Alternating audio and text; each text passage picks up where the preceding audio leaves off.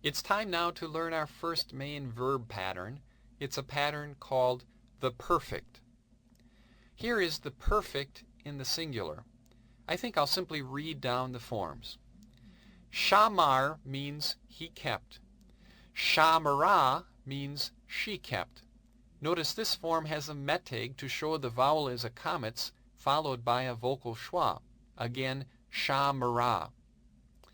Shamarta means you kept, you masculine singular. Notice the accent on the second last syllable. Shamarta. Next is shamart, which means you feminine singular kept. This form is odd in that there are two silent schwas together at the end of the word. Simply read the consonants together, shamart. Finally, there is shamarti, which means I kept. Why don't you read the 5 forms with me? Shamar, shamara, shamarta, shamart, shamarti. Now it might strike you as odd that the chart starts with the third person at the top. This is the way that most Hebrew books present the verb because the third person masculine singular form, shamar, is the simplest form. It is this form that is used in dictionaries as the dictionary form. The other forms are built off of this third masculine singular, so this form is put first. Now let's look at the plural verb. Shamaru means they kept. Notice again there is a metag, which indicates that the vowel is comets followed by a vocal schwa, shamaru. Next is shamartem and shamarten, for you masculine plural and you feminine plural kept. Finally, there is shamarnu for we kept. Why don't you say these forms with me? Shamaru, shamartem, shamarten, shamarnu. This is the perfect verb in the plural. Now let's say a few extra things about these perfect verbs.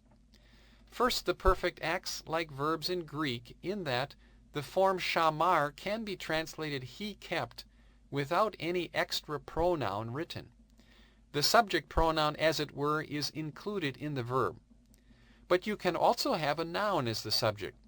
For example, you can say shamar ha-ish, and it would be translated the man kept. So if there is a noun as the subject, put it with the verb. If there is no noun for a subject, the subject can be a pronoun taken from the verb form. In this, as I said, Hebrew is just like Greek. Of course, also subject and verb need to agree in number and gender. Shamara is translated she kept. If you want to say the woman kept, you would say Shamara ha-isha. Here there is a noun serving as a subject.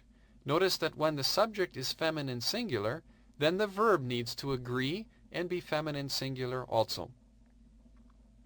Now another point about the perfect. As well as scholars can tell, the perfect verb in Hebrew is technically not a tense that shows time. Rather, it is a verb pattern that shows completed action. The perfect, for example, sometimes is used in the prophets for predictions about the future, when the prophecy is so sure in the mind of the prophet that it is as if it were already completed. Most often, however, the perfect is used for past time because completed action is most often in the past time. So our textbook will translate shamar as he kept. But we'll always have in mind that the perfect expresses completed action and not really time. What is very important with the perfect is that the student learns the endings well. These endings should eventually become automatic. Let's go through them again. If there is no ending, then the subject is he. If there's comets he, then the subject is she. If the ending is ta, the subject is you masculine singular. If the ending is tav with a schwa, the subject is you feminine singular. If the ending is t, the subject is I. You can see, of course, that this is a feature of the perfect verb. It adds endings onto the end of words. Some books actually refer to the perfect as the suffix conjugation. If the ending is "u," the subject is they, either gender. If the ending is "tem" or "ten," the subject is you masculine plural or you feminine plural. And if the ending is "nu," the subject is we. Here is the chart of the regular verb in the perfect. Let's say it again together, beginning shamar. Shamar, shamara, shamarta, shamart, shamarti. Here's the plural. Let's say it together, beginning shamaru. Shamaru, shamartem, shamarten, shamarnu. This is a chart you should memorize well and learn to write well. Lesson 9b. In Lesson 9a, we learned about the perfect verb. There's one group of verbs that has some peculiarities in the perfect. Let's today learn about the perfect of stative verbs. Let's be clear first on what we mean with stative verbs. Stative verbs are verbs that express a condition or a state, a quality or an attribute, and not an action. Here are some examples in English of verbs which in Hebrew we would call stative verbs. He is wise. He is old. He is great. He is near. Notice they all describe a state or condition, not an action.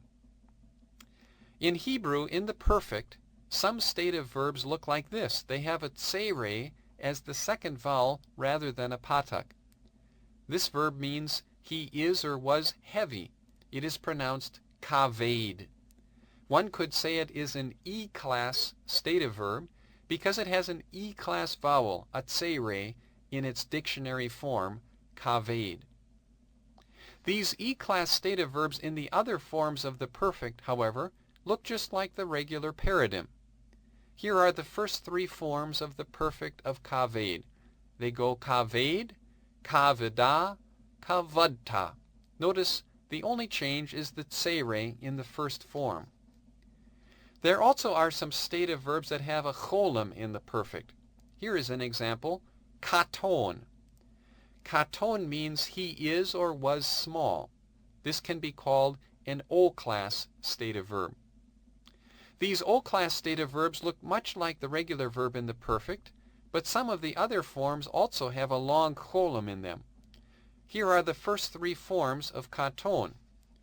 Katon, katana, katonta. Again, this is a stative verb that differs from the regular perfect by having a cholim. There also is something else to say about stative verbs.